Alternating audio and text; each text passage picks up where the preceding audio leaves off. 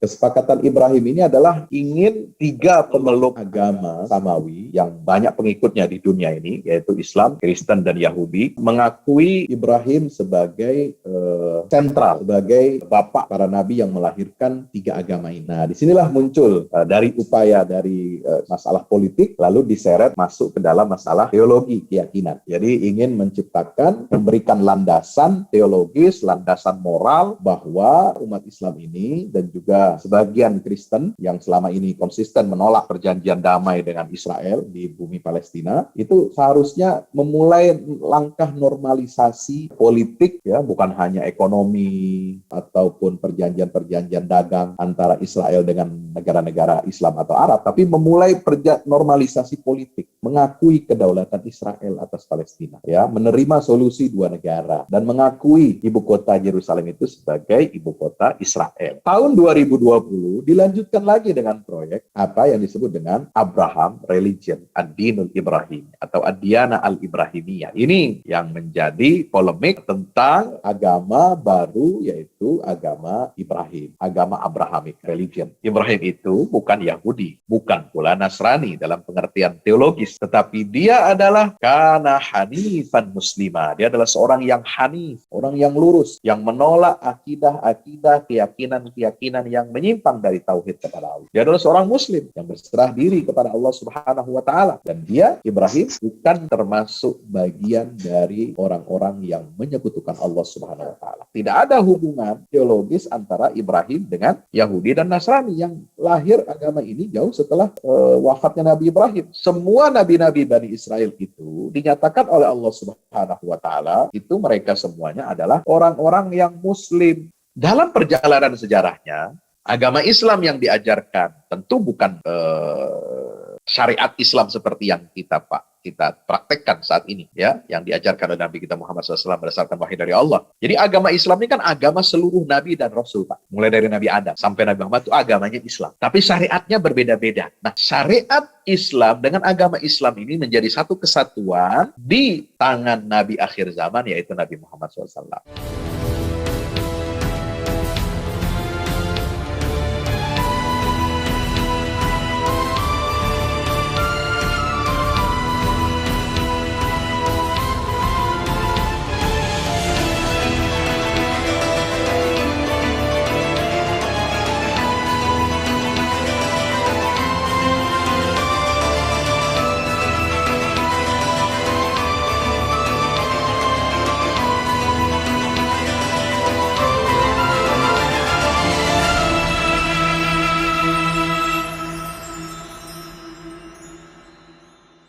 Assalamualaikum warahmatullahi wabarakatuh. Waalaikumsalam. Alhamdulillah, wassalatu wassalamu ala rasulillah wa ala alihi wa ashabihi wa man tabi'ahum bi ihsanin ila yaumil qiyamah. Subhanaka la ilma lana illa ma 'allamtana innaka antal alimul hakim wa qur rabbi zidni ilma warzuqni fahma. Yang saya hormati Bapak Ibu, teman-teman Forum Muslim atau kajian Islam perkantoran, yang insya Allah mudah-mudahan kita semuanya senantiasa dirahmati oleh Allah Subhanahu wa taala. Bersyukur kehadirat Allah, mari kita senantiasa panjatkan kalimat tasbih, tahmid, dan tahlil serta takbir. Subhanallah walhamdulillah wala ilaha illallah wallahu akbar. Kita bersyukur pada Allah, pada pagi hari ini kita dapat bersilaturahim, bertatap muka, ya, bersama saya Al-Fakir. Di sini kami akan menyampaikan satu dua hal yang sangat penting, ya, terkait dengan salah satu problem akidah Islamiyah, terutama di zaman modern saat ini, di mana banyak sekali kesimpang siuran, ya, ketidakjelasan informasi yang ini bisa berujung kepada pengaburan nilai-nilai akidah yang diajarkan oleh Nabi kita Muhammad SAW. Nah, mumpung kita masih berada di bulan Zulhijjah ini, ya teman-teman, saya senang sekali ketika diminta untuk membahas tema soal status agama-agama di luar Islam dan juga berkaitan itu pula dengan masalah pluralisme. Apalagi sejak 2019 kita sudah mendengar ada istilah Abraham Accord.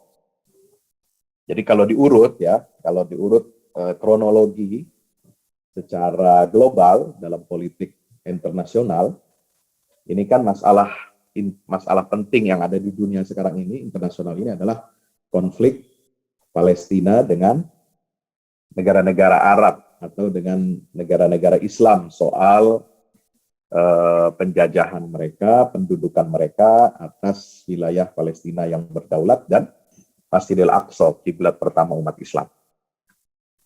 Mungkin kita masih ingat tahun 2017 Presiden Amerika Serikat saat itu Donald Trump menyampaikan proposal the Deal of Century.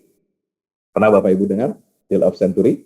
Yaitu kesepakatan abad ini untuk menukar wilayah Yerusalem Timur yang dimana di situ ada lokasi Masjidil Aqsa, ya, akan dijadikan sebagai ibu kota abadi Israel. Lalu kemudian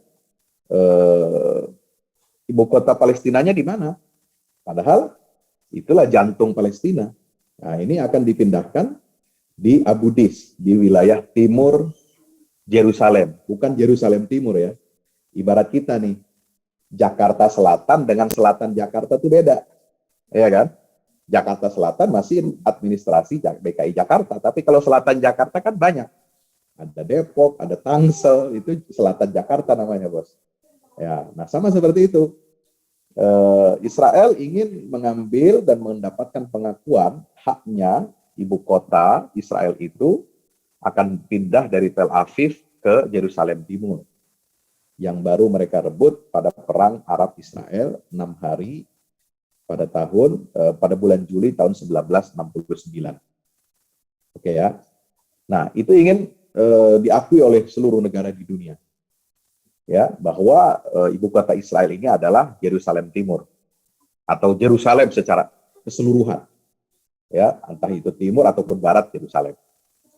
Nah, itu disebut dengan the Deal of Century. Imbalannya macam-macam. Akan dibuat ibu kota baru Palestina dengan dana sebesar 50 miliar dolar. Ya, akan ada penataan ulang perjanjian-perjanjian damai antara Arab dan Israel dan seterusnya. Akan ada dan ini akan berdampak kepada hak kembali para pengungsi Palestina sejak tahun 1948 itu tidak bisa mereka kembali ke tanah air mereka. Nah, setelah 2 tahun setelah ada wacana proposal itu sudah diresmikan ya pada tahun 2017 The Deal of Century, kemudian 2019 sebelum pandemi ya para pihak ini mereka mengajukan lagi proposal apa yang disebut dengan Abraham Accords. Abraham Accords ini adalah kesepakatan Abraham. Ya, atau itu nama di Taurat Abraham, kalau di dalam Al-Qur'an itu Ibrahim. Kesepakatan Ibrahim ini adalah ingin 3 pemeluk agama Samawi yang banyak pengikutnya di dunia ini, yaitu Islam, Kristen dan Yahudi, ya, itu mengakui Ibrahim sebagai sentral, sebagai bapak para nabi yang melahirkan 3 agama ini. Nah, disinilah muncul dari upaya dari masalah politik, lalu diseret masuk ke dalam masalah teologi keyakinan. Ya, Abraham Accord. Jadi ingin menciptakan, memberikan landasan teologis, landasan moral bahwa kita umat Islam ini dan juga sebagian Kristen yang selama ini konsisten menolak perjanjian damai dengan Israel di bumi Palestina, itu seharusnya memulai langkah normalisasi ya politik ya, bukan hanya ekonomi ya ataupun perjanjian-perjanjian dagang antara Israel dengan negara-negara Islam atau Arab, tapi memulai normalisasi politik, mengakui kedaulatan Israel atas Palestina, ya, menerima solusi dua negara dan mengakui ibu kota Yerusalem itu sebagai ibu kota Israel. Nah, dengan apa? Landasan teologis, ya, dengan misalnya menyebut kita harus saling prinsip, kita saling hormati, saling mengakui adanya kesamaan-kesamaan, persamaan-persamaan, apalagi bersumber dari ajaran Nabi Ibrahim, ya, supaya kita ini harus hidup berdampingan, hidup harmoni, ya, hidup rukun, damai, jangan lagi perang, jangan lagi konflik selama puluhan tahun seperti halnya konflik Arab Israel selama puluhan tahun, sejak tahun 1948 sampai saat ini. Nah, lalu dibuatlah itu. Ini yang disebut dengan Abraham Accords. Nah, tahun 2020 dilanjutkan lagi dengan proyek apa yang disebut dengan Abraham Religion, Ad-Dinul Ibrahim atau Ad-Diyana Al-Ibrahimiyah. Ya, ini yang menjadi polemik tentang agama baru, yaitu agama Ibrahim, agama Abrahamic Religion. Nah, inilah sebenarnya ada sangkut pautnya dengan tema kajian kita pada pagi hari ini. Ya, Bapak Ibu yang dirahmati Allah Subhanahu wa taala, boleh saya diizinkan untuk share screen? Ini nampaknya belum bisa ini. Disable, ya. Untuk share screen kita biar lebih jelas, ya. Jadi Bapak Ibu dirahmati Allah Subhanahu wa taala, mengenai agama-agama, ya, ini memang di dalam Al-Qur'an sudah jelas, sudah final dijelaskan dengan terang benderang. Apalagi kalau kita bicara di bulan Zulhijjah ini. Bulan Zulhijjah ini saya menyebutnya adalah bulan kenangan kita, bulan yang sangat memorable, ya, untuk mengingat sosok Nabiullah Ibrahim alaihissalam. Jadi tepat sekali, ya, saya ingin mengatakan sangat tepat sekali memilih tema kajian tentang pluralisme agama ini di bulan Zulhijjah, karena di bulan inilah kita merayakan merayakan sosok Nabiullah Ibrahim alaihissalam yang diklaim sebagai bapak monoteisme, yang kemudian diklaim oleh Yahudi dan Kristen sebagai bapak pendiri agama mereka. Padahal Al-Quran sudah sangat jelas memberikan narasi yang tegas di dalam surat Ali Imran ayat 67, bahwasanya Ibrahim itu bukan Yahudi, bukan Nasrani. Ibrahim itu tidak ada sangkut pautnya dengan berdirinya atau terbentuknya agama yang namanya Yahudi dan Nasrani. Maka Allah berfirman, "Maka na Ibrahimu Yahudiyan wala Nasraniyan walakin kana hanifan muslima wa ma kana minal musyrikin." Ya. Sosok Ibrahim, meskipun dia adalah bapak para nabi, beliau melahirkan dua nabi, ya, yaitu Ismail dan Ishak alaihi wassalam. Ishak menurunkan Bani Israel, Ismail menurunkan bangsa Quraisy, dan dari situlah lahir Nabi Muhammad SAW di akhir zaman. Ya, kemudian agama Yahudi dan Kristen ini jauh ada, baru muncul diadakan, ya, oleh para pengikutnya Nabi Musa dan pengikut Nabi Isa jauh setelah Nabi mereka wafat. Ya. Nah, jadi kontras sekali antara klaim mereka yang menyatakan bahwa Ibrahim ini adalah founding fathers agama Yahudi, founding fathers agama Nasrani, dan juga Islam. Ya, itu mereka ingin menyatakan seperti itu. Nah, padahal Al-Quran tegas mengatakan, "Maka na Ibrahimu Yahudiyan wala Nasraniyan walakin kana hanifan muslima wa kana minal musyrikin." Ya, Ibrahim itu bukan Yahudi, satu. Bukan pula Nasrani dalam pengertian teologis. Tetapi dia adalah Kana hanifan muslimah. Dia adalah seorang yang hanif, orang yang lurus, yang menolak akidah-akidah, keyakinan-keyakinan yang menyimpang dari tauhid kepada Allah. Muslimah, dia adalah seorang muslim yang berserah diri kepada Allah Subhanahu wa taala. Dan dia, Ibrahim, bukan termasuk bagian dari orang-orang yang menyekutukan Allah Subhanahu wa taala. Dari ayat ini saja kita bisa mengambil beberapa pelajaran atau kesimpulan bahkan bahwasanya tidak ada hubungan teologis antara Ibrahim dengan Yahudi dan Nasrani yang lahir agama ini jauh setelah wafatnya Nabi Ibrahim. Ya, bahkan dengan Nabi Ishak dan Yakub saja nggak ketemu mereka ini, Musa dan Isa ini. Ya, sebab apa? Semua nabi-nabi Bani Israel itu dinyatakan oleh Allah Subhanahu wa taala itu mereka semuanya adalah orang-orang yang muslim. Itu disebutkan dalam Al-Qur'an. Wa nahnu lahu muslimun, surat Al-Baqarah. Ya. Itu semua mengatakan dinyatakan tegas oleh Allah dalam Al-Quran bahwa kami ini semua adalah orang-orang muslim. Kami ini adalah umat yang muslim.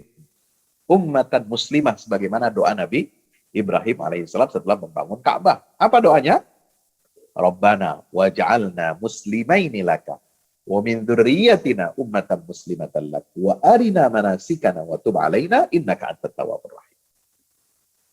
Sampai sini jelas ya bahwa semua keturunan ya nabi dan rasul yang berasal dari Nabi Ibrahim alaihissalam itu semuanya adalah nabi-nabi yang mengusung atau membawa risalah Islam dari Allah Subhanahu wa taala. Dalam perjalanan sejarahnya agama Islam yang diajarkan tentu bukan syariat Islam seperti yang kita praktekkan saat ini, ya, yang diajarkan oleh Nabi kita Muhammad SAW berdasarkan wahyu dari Allah. Jadi agama Islam ini kan agama seluruh Nabi dan Rasul, Pak. Mulai dari Nabi Adam sampai Nabi Muhammad itu agamanya Islam. Tapi syariatnya berbeda-beda. Nah, syariat Islam dengan agama Islam ini menjadi satu kesatuan di tangan Nabi akhir zaman, yaitu Nabi Muhammad SAW. Syariat masing-masing Nabi itu berbeda-beda. Walikullin ja'alna minkum syir'atan wa minhaja. Ya, ketika Al-Quran berbicara tentang syariat, menegaskan dalam surat Al-Maidah 48 bahwa bagi masing-masing Nabi dan Rasul itu kami telah jadikan mereka untuk mereka itu masing-masing syariat masing-masing. Syariatnya berbeda. Nah, inilah yang bisa kita katakan pluralitas syariat. Oke? Pluralitas syariat. Syariat Nabi Ibrahim berbeda dengan syariatnya siapa? Nabi Yakub, dengan Nabi Yusuf, dengan Nabi Musa, dengan Nabi Isa, dengan Zakaria dan sebagainya. Ya, itu syariat. Dengan Nabi Muhammad SAW. Contoh misalnya, syariat Nabi Ibrahim itu khitannya beliau itu sudah tua. Ya, beliau baru dihitan itu setelah usia lanjut. Tapi di dalam syariat Islam yang dibawa oleh Nabi Muhammad SAW, ya, syariat khitan itu, ya, itu dianjurkan, disyariatkan, terutama dilaksanakan untuk kalangan laki-laki dan disunnahkan untuk perempuan juga, itu pada usia dini. Nah ini. Jadi syariat itu berbeda. Ya, yang disebut dengan syariat itu berbeda. Cara sholatnya berbeda. Mereka semua sholat nih. Ya, semua Nabi dan Rasul itu sholat. Maka disebutkan dalam Al-Quran, Isa itu mengajarkan sholat. Ya, apa namanya? Ini ada kitab wa ja'alani mubarakan aina ma kuntu wa awsani bis salati waz zakat. Ini ucapan Nabi Isa. Nabi Isa itu bawa syariat sholat dan zakat. Tapi berbeda syariatnya dengan yang dibawa oleh Nabi Muhammad SAW. Itu namanya pluralitas syariat. Nabi Musa juga sholat, Pak. Tapi bagaimana tata caranya, sholat, bagaimana kiblatnya, bagaimana doa-doanya, bagaimana gerakannya, bagaimana waktu-waktunya, itu berbeda antara satu nabi dengan rasul yang lainnya, gitu ya. Nah, ini yang disebut dengan pluralitas syariat. Likullin ja'alna minkum syir'atan wa minhaja. Silakan Bapak Ibu, teman-teman rujuk di surat Al-Maidah ayat 48. Tapi kalau berbicara tentang agama, agama itu hanya satu yang Allah turunkan. Agama yang diturunkan oleh Allah, diwahyukan oleh Allah itu tidak plural, tapi singular. Single. Dia hanya satu. Ya, yaitu apa? Islam. Makanya di dalam surat Asy-Syura ayat 13 Allah mengatakan, syara'a lakum minad dini ma wassa bihi Nuhan wa ma auhayna ilaika wa ma wassayna bihi Ibrahim wa Musa wa Isa, ya, an aqimud dina wa la tatafarraqu. Allah telah mensyariatkan, telah menetapkan untuk kalian agama. Ad-din di dalam Al-Quran selalu disebut dalam bentuk tunggal, singular. Tidak pernah di dalam Al-Quran kata ad-din yang berarti agama disebut dalam bentuk plural atau jamak, adyan. Tapi agama itu hanya disebut satu bentuk, satu tunggal saja. Yaitu apa? Mencakup apa yang telah Allah wasiatkan agama itu kepada siapa? Nah, mulai dari Nabi Nuh. Kemudian telah diwahyukan kepadamu, wahai Muhammad. Telah diwahyukan kepada Ibrahim, kepada Musa dan Isa. Nah, ini disebut 5 orang rasul yang kita kenal dengan Rasul Ulil Azmi. Ada 5. Ya, yang pengikutnya besar, perjuangannya juga sangat besar dalam sejarah tauhid. Maka dalam Al-Quran, agama yang diwahyukan oleh Allah itu hanya satu. Allah tidak menurunkan agama itu bermacam-macam.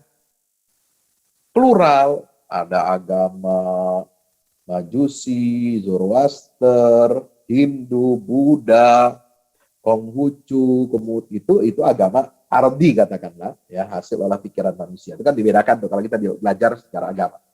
Ada agama Samawi. Agama Samawi disebutkan ada berapa? Ada 3. Oh, kalau kita di sekolahan, bangku sekolah dulu diajarkan begitu. Agama Samawi ada berapa? 3. Yahudi, Kristen, Islam yang terakhir. Padahal agama yang wahyu, agama yang bersumber dari wahyu Allah itu hanya satu sejak zaman Nabi Adam sampai Nabi Muhammad SAW. Yaitu apa? Islam. Makanya disebutkan inna dina indallahil Islam. Sungguhnya agama satu-satunya yang benar dari Allah itu hanyalah al-Islam yang dibawa oleh seluruh Nabi dan Rasul. Wa may yabtaghi ghayra al-islami dinan falan yuqbala minhu wa huwa fil akhirati minal khasirin. Kalau tadi surat Al-Imran ayat berapa? Inna dina indallahil Islam itu 19.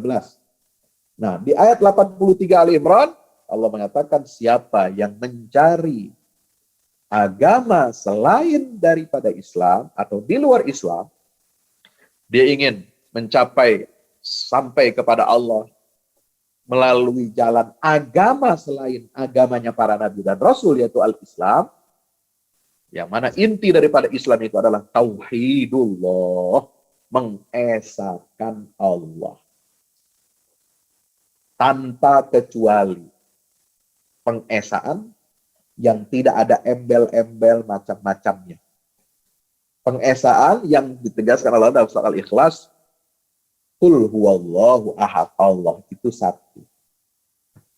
Allahus samad, lam yalid wa lam yulad wa lam yakun lahu kufuwan ahad. Allah itu tempat bersandar. Ya. Dia tidak melahirkan dan tidak dilahirkan. Tidak beranak dan tidak diperanakkan. Dan tidak ada satupun, ya, makhluk di alam semesta ini yang menyerupai Allah Ta'ala. Tidak ada sepadannya, tidak ada setaranya dengan yang lain. Itulah tauhid, inti daripada ini. Maka Allah mengatakan siapa yang mencari selain Islam ini sebagai agamanya, maka tidak akan diterima oleh Allah. Wa huwa fil akhirati minal khasirin, maka Konsekuensi apa? Di akhirat dia termasuk orang-orang yang merugi. Walaupun di dunia dia mengatakan, saya punya agama loh. Saya juga mengakui Tuhan loh. Saya juga beriman kepada Tuhan. Tuhan saya satu, tapi satunya begini, begini, begini. Itu nggak bisa. Maka di dalam Islam ini disebut dengan apa? Ada disebut istilah kafir. Lam yakunil ladzina kafaru min ahlil kitab wal musyrikin. Orang kafir itu dalam terminologi Al-Quran itu ada dua macam. Ada dua jenis, yaitu golongan ahlul kitab, mereka punya kitab suci. Ya, yang sebagiannya itu ada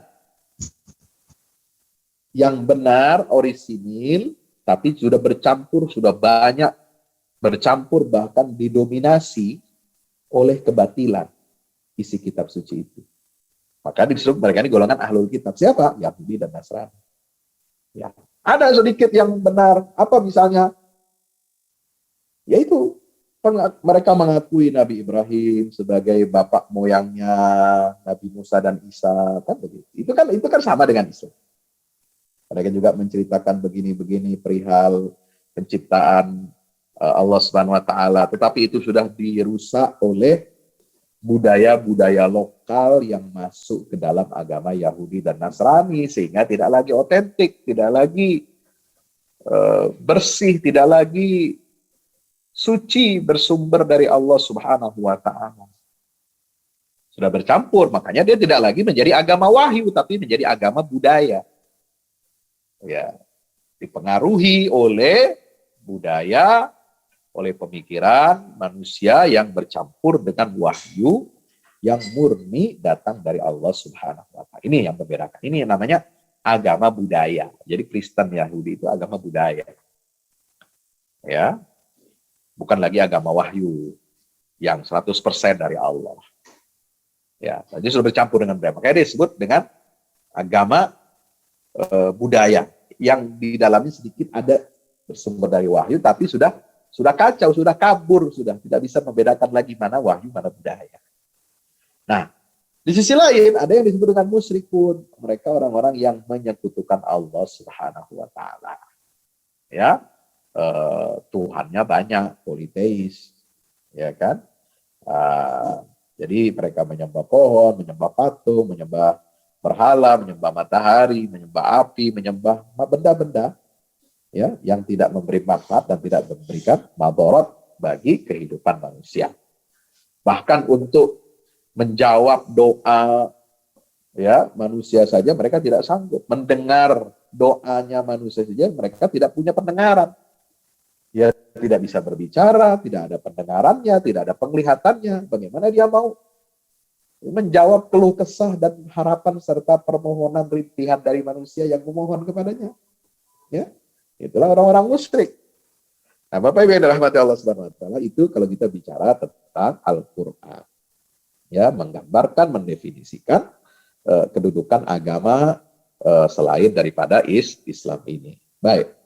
Itu satu ya, saya ingin sampaikan. Nah, berkaitan dengan juga berkaitan dengan ini karena di dalam suasana bulan Zulhijjah ya, di mana di situ Nabi Ibrahim sangat-sangat memorable, ya, sangat-sangat kita kenang.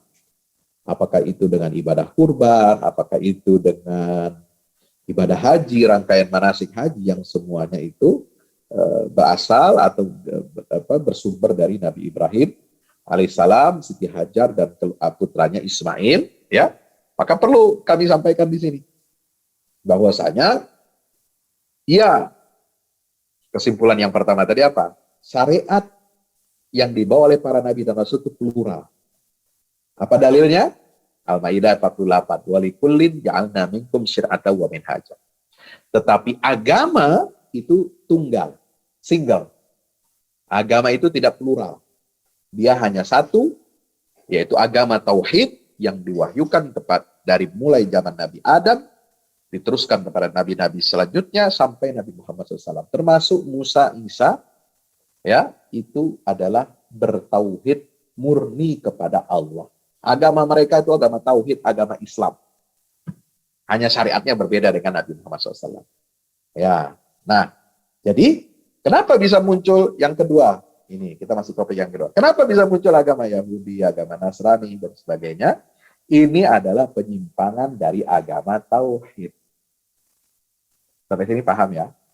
Artinya itu bukan agama atau wahyu yang pernah diwahyukan oleh Allah kepada Nabi Musa dan Isa untuk mentauhidkan Allah, untuk menyatakan Allah ini adalah Rabbul Alamin. Ya, pemahaman tentang tauhid ini tidak bisa digali dari hasil olah pikiran manusia. Ya, nah itu sejarahnya panjang dalam sejarah agama. Kemarin saat saya melakukan perjalanan ya di Turki kurang lebih selama 10 hari sebelum puasa, saya singgah ke desa atau distrik Iznik. Iznik itu ada di Provinsi Bursa. Iznik ini adalah distrik kecil, kayak semacam kecamatan gitu ya. Nah, di situ ada lokasi yang disebut Iznik itu nama modern ya. Sebelumnya masa jauh sebelum itu namanya Nikea. Nah, di Nikea itu ada gereja Hagia Sophia. Loh, memang Hagia Sophia kan bukannya di Istanbul, Pak Ustadz. Betul, itu Hagia Sophia yang agung, yang besar itu ada di Istanbul, Konstantinopel. Tapi Hagia Sophia itu ada dua. Ada Hagia Sophia yang kecil, itu adanya di Nikea, di Iznik.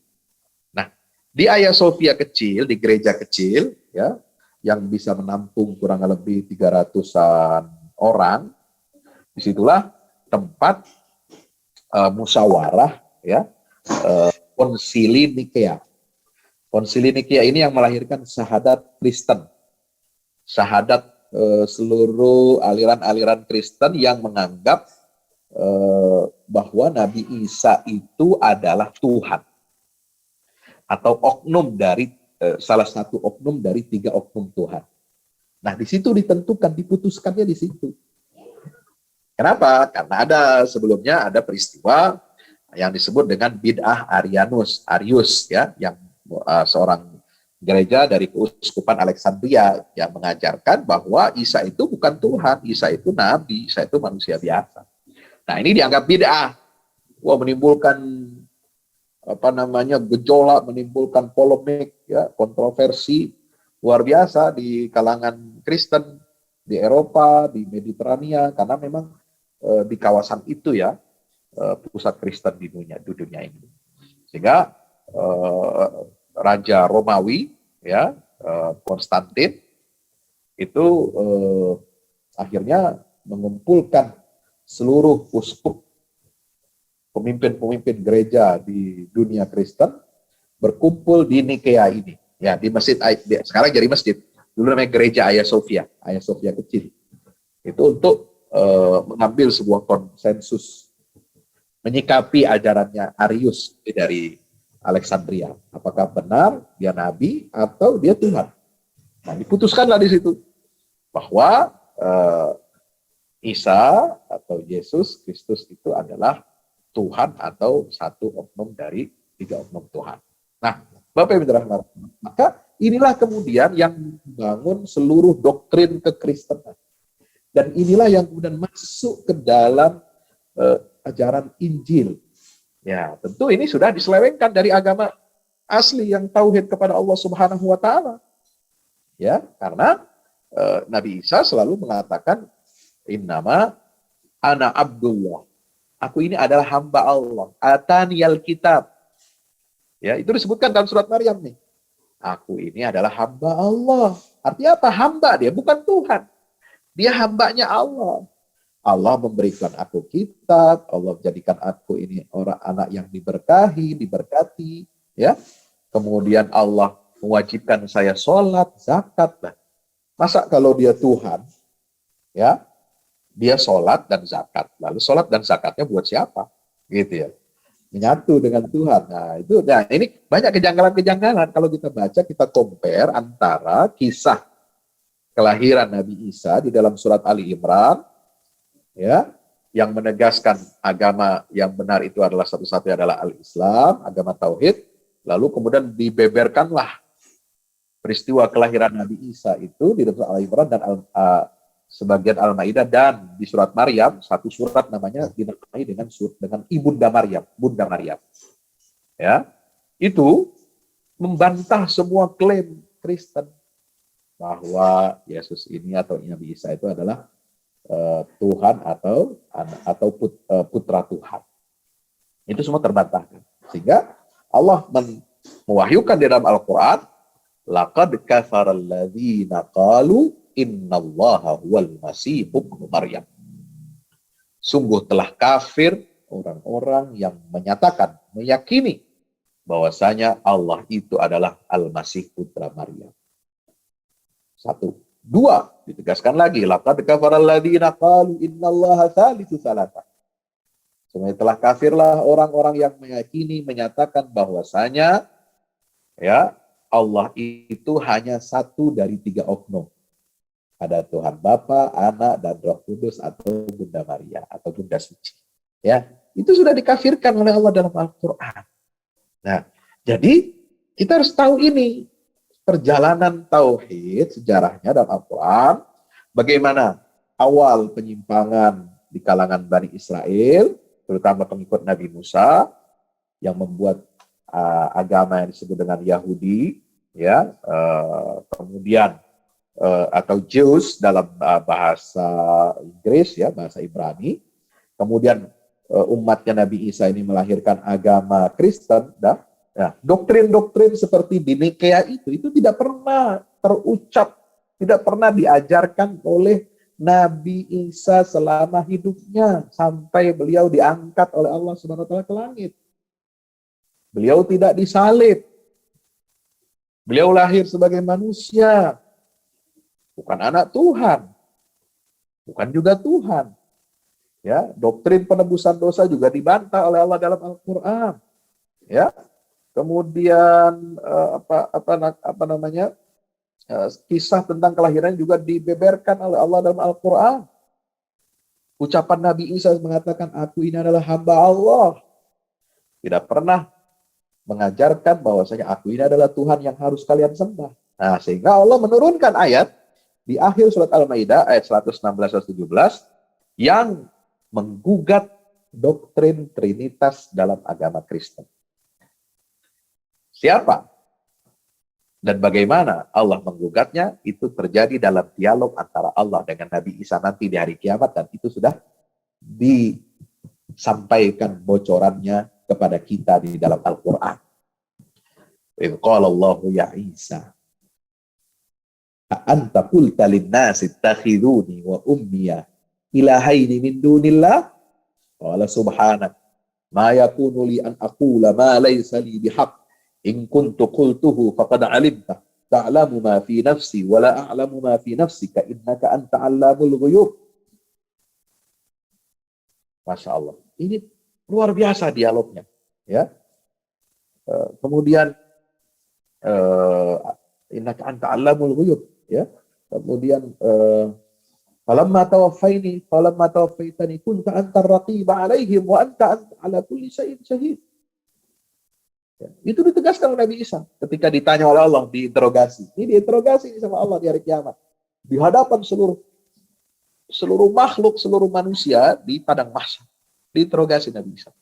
Wahai Isa. Ya.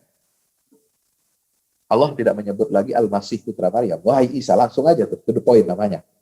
Ya, itu untuk menunjukkan bahwa memang Isa itu hanya seorang manusia biasa. Apakah benar engkau yang mengatakan, jadikanlah aku dan ibuku sebagai Tuhan yang kalian sembah selain Allah? Apa jawaban Nabi Isa atas pertanyaan Allah ini? Qala subhanak. Maha suci engkau ya Allah. Tidak mungkin. Ma qultu lahum. Ya, subhanaka ma qultu lahum illa ma amartani bihi.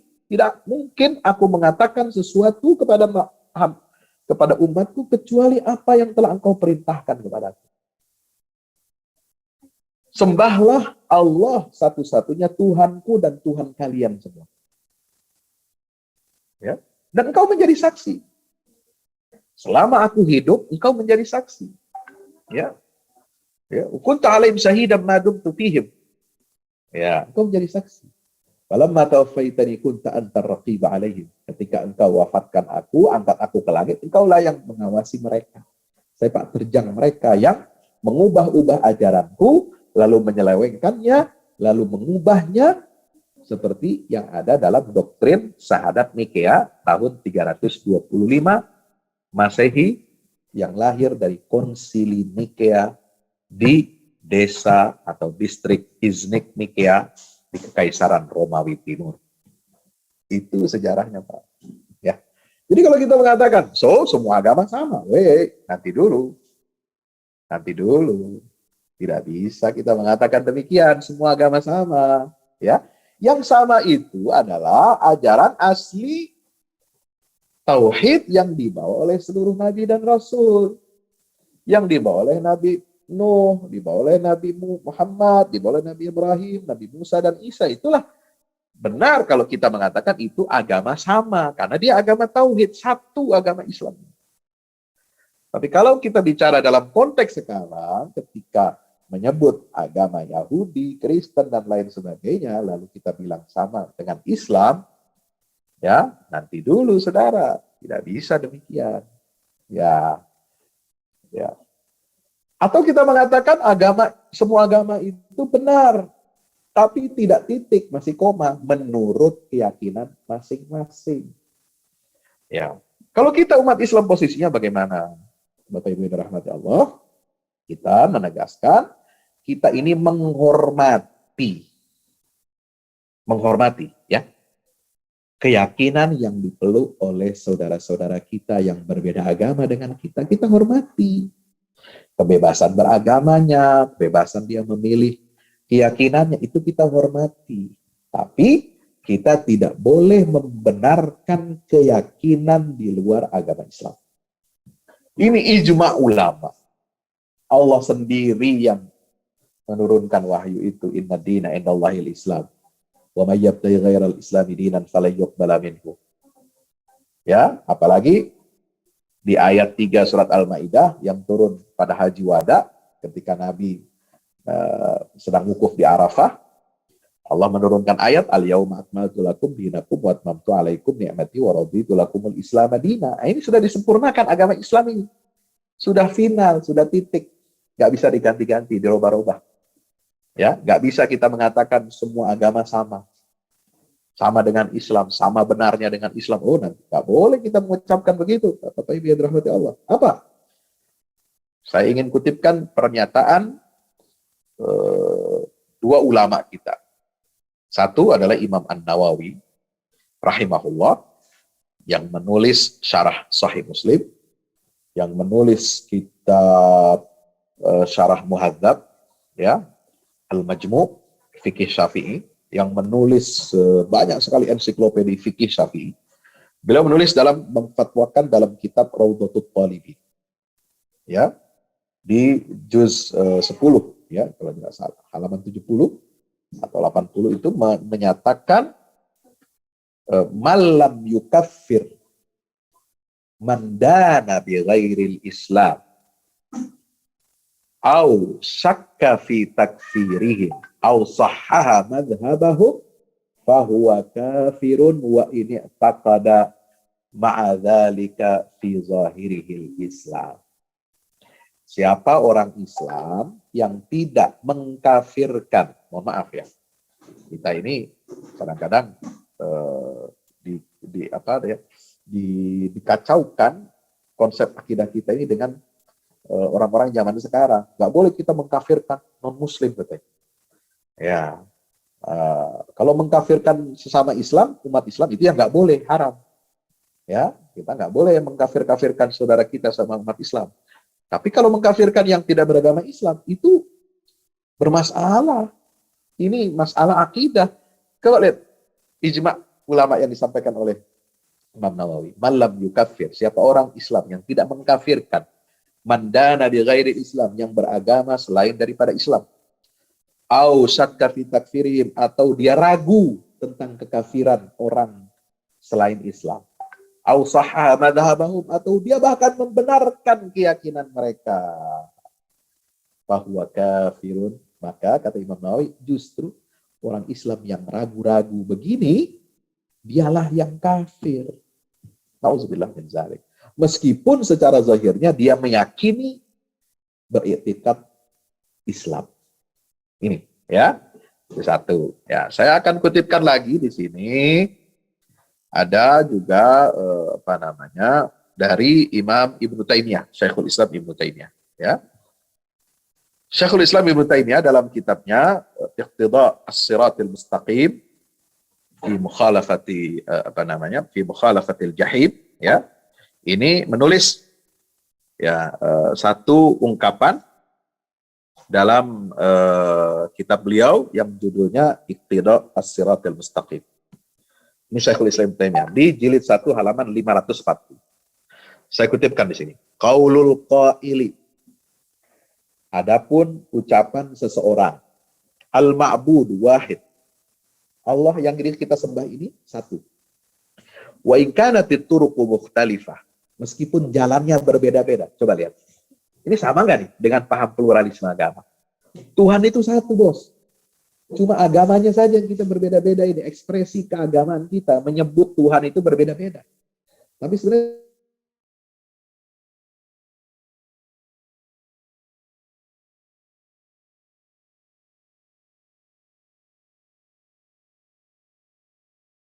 Tuhan yang kita sembah itu satu, bos. Ini kan keluar. Hindu menyebutnya dewa apa, Buddha menyebutnya Hindu sang Hyang Widi, Buddha menyebutnya ini dan sebagainya. Ya, Bapak Ibu yang rahmati Allah. Kalau kita mengatakan demikian, Tuhan itu sebenarnya satu. Meskipun cara kita menyembahnya berbeda-beda, caranya berbeda-beda, agamanya berbeda-beda. Nah, ini coba dengarkan. Bagaimana fatwa ulama? Wa nahwu dzalika minal aqwal wal af'alil lati tadhammanu, atau ucapan-ucapan, perbuatan-perbuatan yang serupa, ya, yang mengandung, ya, mengandung apa? Keyakinan imma kaunus syari'ati nasraniyati wal yahudiyatil mubaddalatainil mansukhataini muwassilatan ilallah, yang mengandung konsekuensi bahwa syariat Kristen dan Yahudi yang sudah dirubah-rubah, yang sudah dimansuh oleh syariat Islam, itu dapat menyampaikan kita kepada Allah. Wa imma istihsanu ba'dhi ma fiha mimma yukhalifu dinallahi aw at-tadayyun bidzalika aw ghairu dzalika, ya. Nah, atau kita menganggap baik sebagian yang ada di dalam ajaran Yahudi dan Nasrani itu, meskipun itu ya berbeda atau menyelisihi agama Allah Subhanahu wa taala. Mimma yukhalifu dinallah. Nah, ucapan seperti itu yang mengatakan Tuhan itu satu, ya, tapi caranya kita menyembah itu berbeda-beda, itu sudah menyelisihi agama Allah.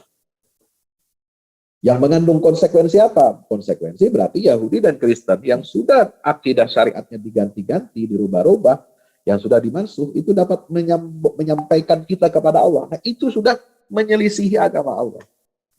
Au ghairi dzalika mimma huwa kufrun billahi wa bi rasulih. Itu artinya kita mengkufuri Allah, kita mengkufuri Rasulnya, yaitu Muhammad SAW, wabil Quran, mengkufuri agama Islam, wabil Islam, dan mengkufuri akidah Islam, mengkufuri ajaran Islam. Coba ini konsekuensinya berat loh. Gak bisa kita main-main mengatakan semua agama sama, semuanya benar. Ya, kita hanya berbeda ekspresi penghambaan kita, cara kita menyembah Tuhan itu tidak begitu. Sebab yang namanya beragama itu ya adalah ketundukan dan kepasrahan diri kita kepada kehendak Allah. Kita menyembah Allah harus ikut kehendaknya Allah. Allah menyatakan bahwasanya Dia hanya bisa disembah melalui apa? Agama yang sempurna, syariat yang sempurna yang telah diwahyukan kepada Nabi Muhammad SAW. Banyak sekali nas-nas ayat-ayat Quran dan hadis Rasulullah SAW yang menyatakan demikian. Makanya ada konsekuensi. Kenapa kita yang disebut dengan orang Islam itu antasyhada alla ilaha illallah wa anna Muhammadar Rasulullah, ya, yang namanya orang Islam itu adalah dia ya bersyahadat bersaksi bahwasanya Allah Tuhannya dan Nabi Muhammad adalah utusan Allah. Ya, dengan meyakini Muhammad utusan Allah, barulah dia dikatakan sebagai Muslim, dan itu sudah konsekuensinya otomatis dia beriman kepada seluruh Nabi dan Rasul. Beda dengan keyakinan Yahudi atau keyakinan Kristen, ya. Setelah apa? Dia tidak meyakini dan tidak mengakui kerasulan seluruh Nabi dan Rasul. Nah, itu. Bapak Ibu rahmati Allah. Maka itu bila khilafin ini adalah disebutnya sebagai kekufuran tanpa ada khilaf di antara umat yang terpilih, yaitu umat Islam, umat Rasulullah SAW. Wa aslu dzalika al-musyabahat wal musyarakah. Ya. Nah, itu. Jadi Bapak Ibu rahmati Allah, ini sudah jelas ya. Saya sudah nukilkan ya bagaimana Al-Qur'an menyampaikan narasi tentang masalah ini, bagaimana hadis Nabi SAW juga tegas menyatakan masalah ini, bagaimana pandang sikap para ulama dari dulu sampai sekarang ya menyikapi ini semua. Ya, jadi ini merupakan landasan kita. Kenapa kita menolak adanya yang disebut dengan pluralisme agama atau Abrahamic religion atau kesatuan agama-agama atau global teologi, itu kita tolak. Kenapa? Karena ini hanya label-label, bungkus-bungkus, judul-judul yang menyesatkan, yang ingin mengaburkan fakta bahwa agama Islam adalah satu-satunya agama yang diridhai oleh Allah SWT. Mereka ingin kita mengakui kebenaran agama lain dengan bungkus label-label itu, dengan apalah global teologi, dengan perennialisme, dengan religious pluralism, ya, dengan kesatuan agama-agama, ya, dan lain sebagainya. Itu semua proyek untuk apa? Menyesatkan umat Islam. Nauzubillah. Untuk supaya umat Islam ini jadi kufur kembali, kafir kepada agama Allah Subhanahu wa taala, ya. Nah, so apa? Dalam Al-Qur'an jelas sekali. Ya, Al-Qur'an jelas sekali mengatakan kepada kita, wala talbisul haqqa bil batil wa taktumul haqqa wa antum ta'lamun. Baca surat Al-Baqarah ayat 42. Wahai orang-orang yang beriman, wahai umat Rasulullah, janganlah kamu campur aduk yang hak dengan yang batil. Nah, itu kan mengatakan semua agama benar. Ya, semua menyembah Tuhan yang sama, meskipun dengan cara yang berbeda-beda. Hanya beda penyebutan nama Tuhannya saja. Beda syariatnya saja. Nah, itu kan cara yang batil. Lalu kita campur adukkan antara yang hak dengan yang batil ini. Itu nggak boleh, dilarang oleh Allah. Apalagi kalau kita mendiamkan bahwa taktumul haq, menyembunyikan kebenaran, wa antum ta'lamun, sementara kalian tahu. Nah, coba kita perhatikan tafsirnya Imam Qatadah, seorang tabi'in. Ya, ketika menafsirkan ayat 43 surat Al-Baqarah ini, apa ya 42 surat Al-Baqarah, apa beliau katakan? La talbisul yahudiyyata wan nasraniyata bil Islam. Jangan kamu campur-campur, kamu sama-samakan Yahudi dan Kristen itu dengan agama Islam. Ya. Lalu kemudian beliau mengatakan bagaimana? Inna dinal Islam, inna dinallahil Islam. Sungguhnya agama Allah itu yang diridhai Allah satu-satunya adalah hanya al-Islam, al-Islam. Wal yahudiyyatu wan nasraniyatu bid'atun laysat minallah. Sementara agama Yahudi dan Nasrani itu adalah bid'ah. Ya, itu kreasi baru, ciptaan baru, laisat minallah, yang bukan bersumber dari Allah Subhanahu. Ini dinukil oleh Al-Imam Ibnu Abi Hatim dalam tafsir Al-Quran Al-Azim Al-Musnad, Musnadan ila Rasulillah wa sahabat wa tabi'in, di jilid 1 halaman 98. Bapak Ibu yang dirahmati Allah. Maka kita harus berhati-hati. Ya, kita sudah diberikan jalan petunjuk yang lurus oleh Allah. Ya, di dalam Al-Quran kita diberikan panduan apa?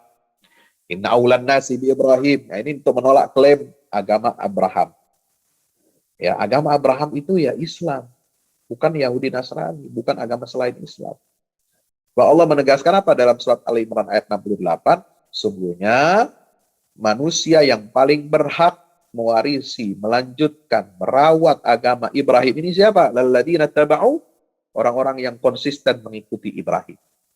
Wahadan nabiyyu, dan nabi ini yaitu nabi kita Muhammad sallallahu alaihi wasallam, walladzina amanu, dan orang-orang yang beriman kepada beliau. Ya, satu. Kemudian tambahan lagi dari firman Allah Subhanahu wa taala, surat Al-An'am ayat 161.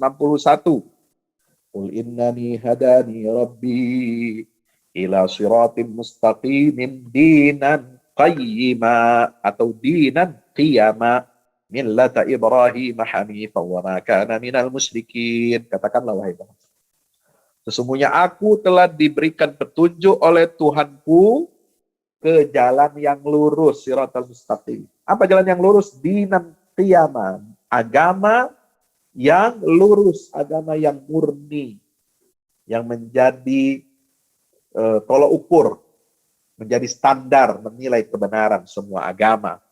Apakah agama itu salah atau benar, itu semua tolak ukur apa? Islam ini.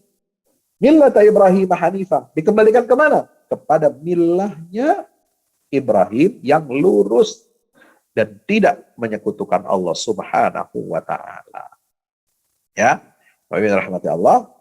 Maka yang ketiga, hati-hati ajakan untuk mengakui Abrahamic religion atau pluralisme agama atau global teologi atau apapun namanya, itu hanya akan menyeret kita untuk murtad dari agama Islam. Apa dalilnya? Firman Allah surat Al-Imran ayat 100, ya ayyuhalladzina amanu in tuti'u fariqan minal ladzina utul kitaba yaruddukum ba'da imanikum kafir. Ya, di dalam ayat yang lain 149, ya ayyuhalladzina amanu in tuti'u alladzina kafaru yaruddukum ala aqabikum fatanqalibu khasirin. Orang-orang beriman, kata Allah, jika kamu mentaati segolongan dari ahlul kitab, mereka pasti akan memurtadkan kamu dari agama kamu setelah kamu beriman menjadi kafir.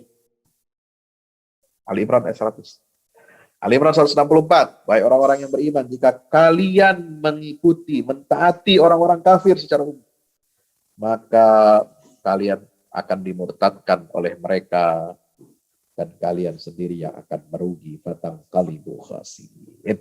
Ya, Bapak Ibu yang dirahmati Allah, maka itu jangan kita asal-asal ikut tren. Oh, trennya ini sekarang pluralisme, trennya ini global teologi, trennya ini Abrahamic religion, trennya ini kalau kita mengatakan Islam satu-satunya agama yang benar, yang lain salah, yang lain batil, maka kita disebut radikal, kita disebut fundamentalis. Maka kita mau selamatkan diri kita lah, jangan sampai kita kena cap radikal. Ini kan sekarang musimnya begini, betul nggak? Nah, ini berbahaya sekali. Lalu kalau kita menggadaikan akidah, mengganti akidah kita dengan alasan kita pengen selamat supaya nggak kena cap atau stigma radikal. Nah, ini nggak boleh. Kita harus tetap berpegang teguh. Ya, makanya ada 1001 cara yang akan dilakukan oleh musuh-musuh Islam ini untuk mengubah akidah Islam.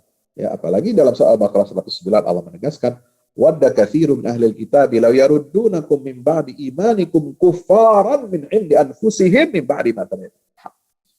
Begitu banyak orang-orang ahli kitab, mereka ingin sekali memurtadkan kamu setelah kamu beriman. Kenapa? Setelah kamu beriman, mereka ingin murtadkan jadi kafir. Kenapa sebabnya? Hasadan min 'indi anfusihim, karena mereka hasud, dengki kepada kita. Ya. Agama yang direalisasikan hanya Islam. Ini kenikmatan yang Allah berikan. Pegang teguhlah nikmat itu. Jaga, rawat nikmat itu. Jangan kita ganti-ganti. Justru mereka akan tepuk tangan. Mereka akan bergembira kalau umat ini menerima konsep-konsep tadi yang mengarah kepada kekufuran dan kemusyrikan yang menyebabkan kita ini kufur dari agama Allah. Mereka akan tepuk tangan dan gembira. Oh, senang. Padahal Mereka tahu ayat Quran Al-Maidah ayat 3 sudah menyatakan Allah sudah menyegel, Allah sudah menyempurnakan agama Islam ini dengan ayat al-yauma akmaltu lakum dinakum wa atmamtu alaikum ni'mati wa raditu lakumul islama dina. Ya, terakhir Bapak Ibu dirahmati Allah, pesan dari saya ya sebagaimana disampaikan di dalam Al-Qur'an adalah jangan kita berkhianat kepada Allah dan Rasul. Apalagi mengkhianati amanah yang telah Allah berikan kepada Rasulullah Muhammad SAW untuk disampaikan kepada kita, yaitu amanah apa? Amanah bahwa ajaran Islam ini sudah sempurna, agama Islam ini sudah final, agama Islam ini satu-satunya benar dari Allah, maka sekali-kali jangan kita khianati amanat ini. Ya ayyuhalladzina amanu la takhunullaha war rasula wa takhunu amanatikum in kuntum wa antum ta'lamun. Surat Al-Anfal ayat 27. Jangan kita ya mengkhianati Allah, agama Allah, Rasul, dan kalian mengkhianati amanat-amanat yang telah diberikan kepada kita. Subhanallah. Ya, maka itu jangan sampai kita menukar keyakinan-keyakinan kita ini. Padahal kita ini sudah diberikan jalan yang lurus, ya, diberikan jalan yang dari Allah Subhanahu Wa Taala. Lalu kita mau mengganti itu semua dengan nilai harga yang murah, hanya untuk tidak dapat cap stempel radikal, hanya untuk kita dibilang toleran, hanya untuk kita dibilang kita ini Bhinneka Tunggal Ika. Nggak begitu caranya.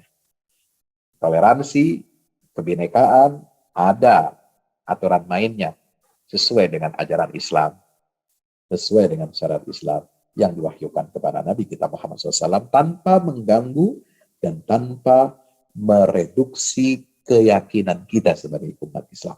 Demikian yang dapat saya sampaikan. Wallahu a'lam bishawab. Wassalamualaikum warahmatullahi wabarakatuh.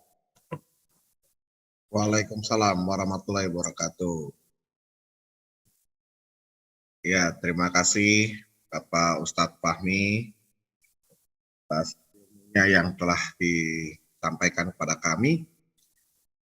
Apakah ada pertanyaan dari rekan-rekan?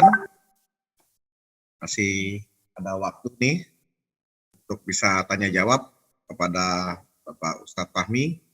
Ya. Monggo dipersilakan, bisa di kolom chat atau mau tanya langsung boleh, tinggal buka mic-nya.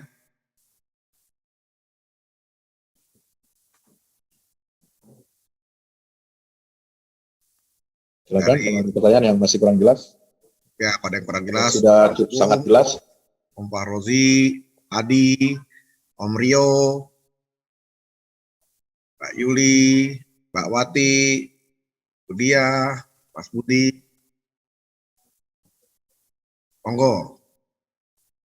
Ada pertanyaan.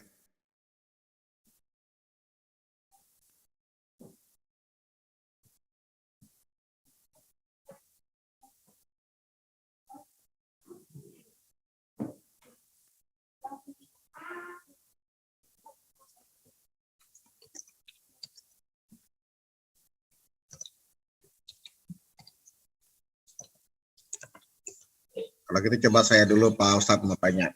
Pak Ustadz, kalau misalnya ada di Quran juga disebutkan ada Taurat, Zabur, dan lain-lain itu, apakah itu penyimpangan juga Pak Ustadz? Iya. Kan pernah disebutkan juga situ, ada agama selain Islam. Iya. Kitab-kitab suci yang diwahyukan kepada para nabi sebelum Muhammad SAW itu diakui. Ya. Diakui kebenarannya bahwa pernah dalam sejarah Allah mewahyukan kitab-kitab itu kepada Nabi dan Rasul sebelum Nabi Muhammad SAW.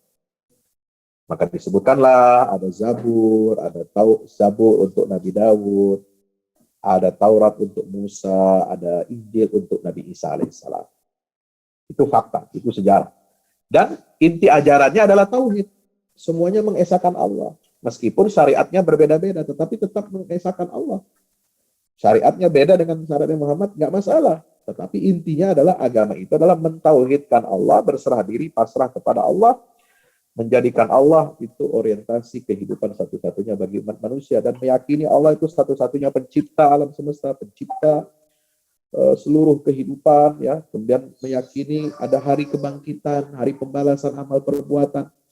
Yang berbuat salah akan dibalas oleh Allah sesuai dengan jenis kesalahannya, yang berbuat baik akan diganjar dengan surganya Allah Subhanahu wa taala. Itu inti daripada seluruh agama. Itu yang ada di dalam semua kitab samawi. Ini diakui. Tapi di sisi lain Al-Qur'an ya juga mengkritik kaum-kaum umat-umat yang mengubah-ubah dan mengotak-atik isi wahyu agama Allah itu. Nah, makanya disebutkan ya di misalnya surat Al-Maidah, surat apa banyak, surat Al-Baqarah, kalau saja jauh-jauh surat Al-Baqarah, Ali Imran, An-Nisa, Al-Maidah itu sebutkan fakta-fakta bahwa umat Yahudi dan Nasrani ini telah mengubah-ubah isi kitab sucinya yang pernah diwahyukan kepada Nabi Musa dan Isa, yaitu Taurat dan Injil. Itu diistilahkan dengan yuharrifunal kalim, tahrif, yaitu mengubah-ubah, menyelewengkan makna ataupun bahkan redaksi ayatnya yang diturunkan kepada para nabi rasul itu dirubah redaksinya. Kalau redaksinya masih tetap ada, maknanya yang dirubah-rubah. Itu. Ya, tidak sesuai dengan apa yang diwahyukan oleh Allah Subhanahu wa taala. Itu disebut dengan yuharrifunal kalima mim ba'di mawadhi'i. Atau yuharrifunal kalima an mawadhi'i, menyelewengkan isi kitab suci itu. Tidak sesuai dengan apa yang diwahyukan Allah Subhanahu wa taala. Demikian, wallahu. Ya. Terima kasih Pak Ustadz Fahmi atas pencerahannya nih. Ada lagi teman-teman lain, rekan-rekan yang lain? Silakan dibuka mic-nya, bisa tanya langsung atau mau di kolom chat.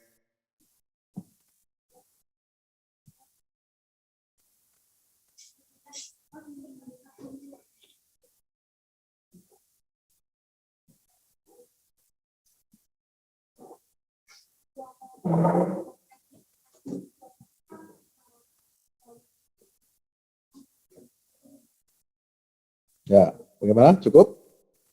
Oke, kalau nggak ada pertanyaan lagi dari rekan-rekan, teman-teman semua, ini yang dari daerah ada juga nih Mas Agung. Oh, ada pertanyaan nih dari Mas Rio. Tanya Ustadz, bagaimana melakukan hukum Allah?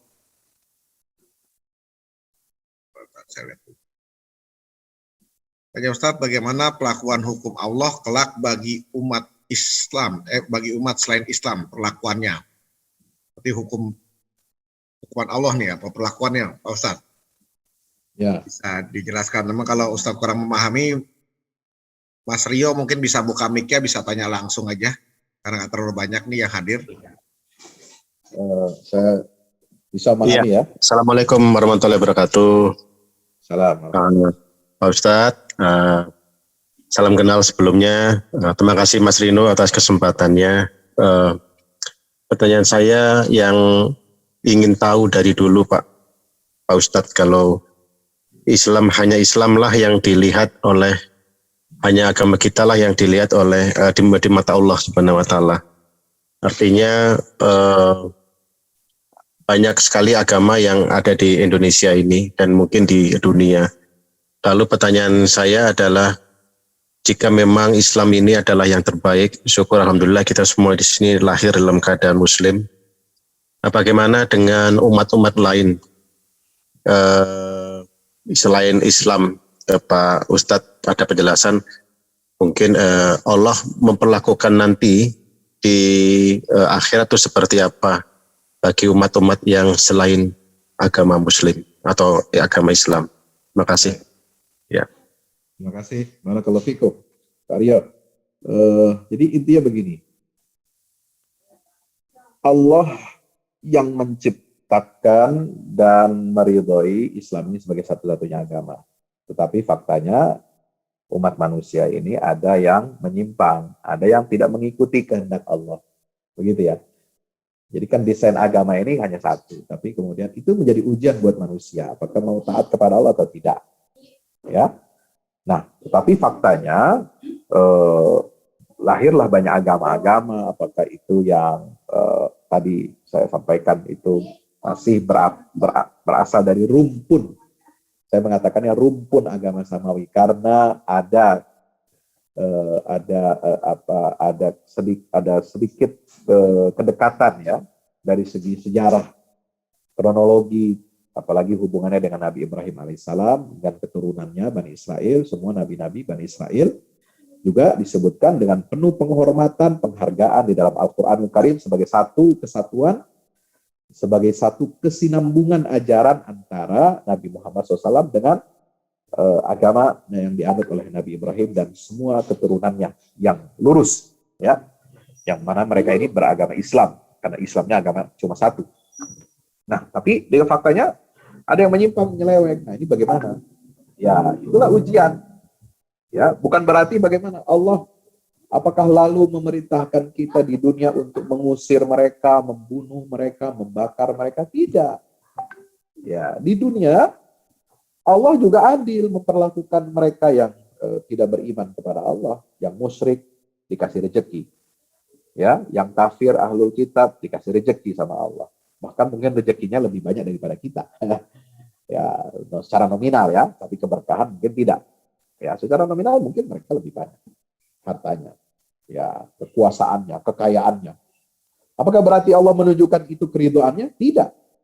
Ya, Allah menegaskan la yarda li ibadihil kufar. Allah tidak meridhoi bagi hamba-hambanya itu kekufuran. Jadi Allah, kenapa Allah menciptakan orang baik, ada orang yang tidak baik? Ya, bukan berarti orang yang baik, orang yang jahat itu diridhoi oleh Allah, dicintai Allah, tidak. Allah hanya mencintai orang-orang yang baik. Tapi yang tidak baik bagaimana? Itu dijadikan ibrah pelajaran supaya kita tidak mengikuti jalan mereka yang sesat ini. Ya, Allah menciptakan malaikat, juga menciptakan iblis, setan. Apakah berarti Allah meridhoi setan? Tidak. Jadi beda ya antara penciptaan kehendak Allah dengan apa yang dia ridhoi. Ya. Seperti makanya masuk dalam tema agama. Ya. Ada agama Islam itu yang Allah ridhoi, tapi yang di luar Islam ada. Ya, itu sesuai kehendak Allah, tapi itu tidak diridhoi, tidak diinginkan, tidak dikehendaki. Ya, Allah tidak meridhoi agama-agama selain Islam itu sebagai agama untuk manusia. Yang diridhoi hanya satu. Nah, kan seperti itu kita memahaminya sesuai dengan ajaran Al-Qur'an. Nah, di dunia kita tidak boleh mengganggu mereka, umat beragama yang tidak seagama dengan kita, tidak boleh menzalimi mereka, tidak boleh berbuat curang kepada mereka, tidak boleh menyingkirkan mereka, mengusir mereka atau mengganggu peribadatan mereka. Enggak, justru Islam inilah.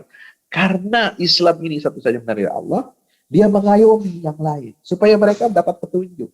Nah, ini kita fungsi adalah untuk mendakwahkan mereka. Lalu bagaimana kalau tidak berhasil? Ya itu kita kembalikan urusannya kepada Allah. Nah, kalau di dunia mereka tidak disiksa oleh Allah, tidak diazab oleh Allah, meskipun mereka menolak syariat Islam, mereka menolak kerasulannya Nabi Muhammad SAW, mereka menolak beriman kepada Al-Quran Karim, ya itu bukan berarti ya di dunia mereka diazab oleh Allah, tapi di akhirat ini baru diperlakukanlah mereka ini secara adil oleh Allah Subhanahu wa Ta'ala sesuai dengan perbuatannya dan keyakinannya di dunia. Kalau dia tidak beriman kepada Islam, tidak beriman kepada Nabi Muhammad, tidak beriman kepada Al-Quran, maka dia akan mendapatkan balasannya. Ya, bagaimana kita membaca itu semua? Ada di dalam surat Al-Bayyinah, Pak Rio. Oke, silakan baca di surat Al-Bayyinah, surat ke-98 ayat 6 sampai 8. Ya, bahkan sampai 9 tuh ya, kalau nggak salah. Ya, sampai 8. 6 sampai 8. Innal ladzina kafaru min ahlil kitab wal musyrikina di mana? Fi nari jahannam khalidina fiha. Ulaika hum syarrul bariyah. Semuanya orang-orang yang kufur dari golongan ahli kitab dan orang-orang musyrik itu akan masuk neraka jahanam. Yaitu urusan Allah di hari kiamat nanti. Nah, jangan kita pakai ayat ini sebagai dalil bagi kita untuk mencelakakan, menghalangi mereka atau membasmi mereka di dunia. Enggak, kita nggak boleh begitu. Kita diajarkan oleh Allah untuk bersikap adil, hidup berdampingan dengan mereka, tetapi kita tidak membenarkan keyakinan mereka. Nah, di akhirat Allah yang akan menghukum mereka. Kenapa? Kata Allah, saya sudah mewahyukan ini kepada kalian begini-begini. Mestinya kalian jaga begini-begini supaya tidak menyimpang dari tauhid. Nah, berarti kalian mengikuti agama yang keliru, agama yang tidak aku ridhai.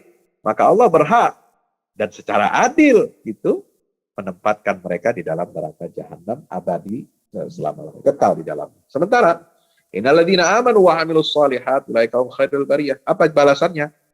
Bagi orang-orang yang beriman beramal saleh, ya, yang beriman meyakini Islam, ya, jazaohum 'inda rabbihim jannatu 'adnin tajri min tahtiha al-anhar khalidina fiha abada radhiyallahu anhum wa radu 'an dzalika liman khasyya rabbah.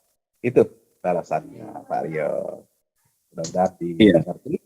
Iya, terima kasih banyak Pak Ustadz atas penjelasannya. Saya tadi juga setuju dengan khotbah Bapak tadi mengatakan bahwa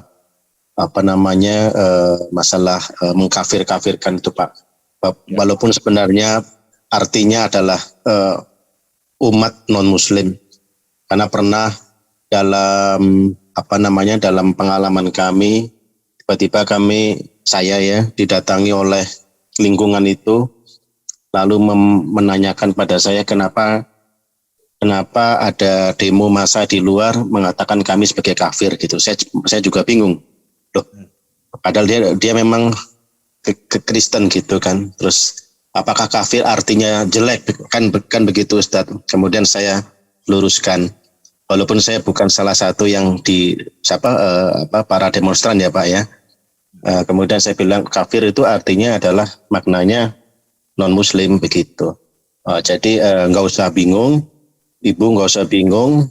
Kita tetap berlingkungan satu, berteman di sini. Kami pun juga nggak bingung karena di sisi ajaran mereka kan kami juga disebut sebagai domba yang sesat begitu kan. Tapi kami juga tidak pernah mempermasalahkan itu. Terima kasih Pak Ustadz atas penjelasannya. Assalamualaikum warahmatullahi wabarakatuh. Waalaikumsalam warahmatullahi wabarakatuh. Iya, terima kasih. Ya. Oke, ada satu pertanyaan lagi Pak Ustadz.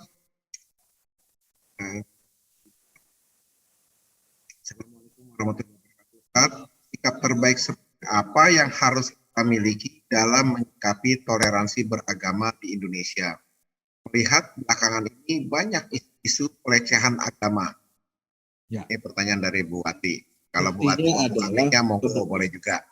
Ya, menyikapi isu-isu pelecehan agama kaitannya dengan toleransi. Begini, toleransi kita itu adalah antar umat beragama. Toleransi kita membiarkan orang lain berbeda dengan kita, membiarkan umat lain beribadah sesuai dengan agama mereka. Kita saling menghormati, saling menghargai perbedaan keyakinan itu. Ya, itu toleransi namanya. Tapi kalau ada pelecehan-pelecehan agama, maka kita tidak bisa mentoleransi.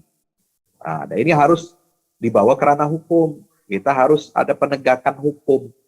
Ya, penegakan hukum itu meniscayakan menghukum orang yang menista agama apapun yang secara sah diakui di Republik ini. Ya, jadi jangan bawa-bawa oknum. Ini oknum yang melecehkan agama. Kita nggak bisa menggeneralisir bahwa semua penganut agama itu melakukan penyelesaian yang sama dengan oknum ini. Nggak bisa. Jadi hukumlah yang berbicara. Ya, harus spesifik. Ya, legal standingnya harus jelas. Ya, karena kita di Indonesia ini sangat mensakralkan ya nilai-nilai agama, nilai-nilai religius. Ya, makanya ada perlindungan terhadap agama dan umat beragama. Ada undang-undang anti penodaan agama di Indonesia kan? Ya, tidak boleh kita menodai suatu agama apapun di Indonesia berkaitan dengan keyakinan orang lain. Ya, seperti itu. Jadi ini ranah penegak hukum, ya harus ditegakkan. ya kepada siapapun yang melecehkan agama, simbol-simbol agama. Ya, sebab kalau hukum tidak ditegakkan, maka ini akan liar, akan menjadi asumsi umum, asumsi publik bahwasanya, oh berarti ini dilindungi, oknum yang melecehkan agama dilindungi oleh aparat, lalu kemudian ini akan merembet menjadi kerusuhan sosial, kerusuhan berbau agama. Nah ini nggak boleh, ini nggak benar. Maka itu penegak hukum harus menjalankan fungsinya, tugasnya, kewajibannya dengan sebaik-baiknya sesuai dengan amanat konstitusi kita. Demikian.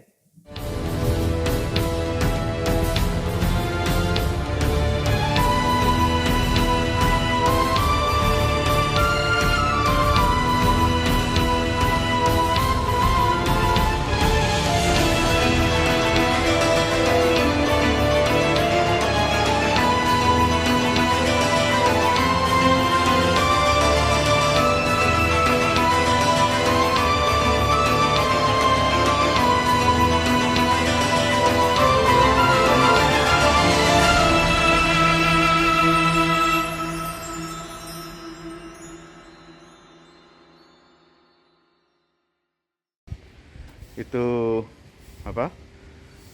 tangga buat ke bawah. Yang ini di atas buat toren 2 biji. Ini semua udah dikeliling tembok. Ya ini untuk lantai paling atas buat futsal, buat jemuran, buat tanaman hidroponik juga ntar insya Allah. Ya terus support ya teman-teman. Alhamdulillah terus selesai pengecorannya semuanya. Ya, ini progres kita terbaru dan jadi buat olahraga, buat utilities ya, multiguna. Nah kita turun sini semua. Ini lantai 3.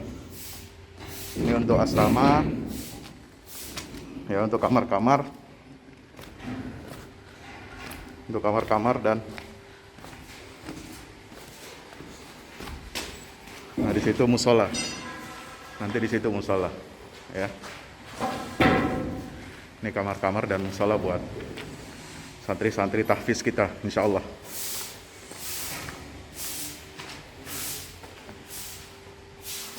Nah ini lantai 2 kita turun.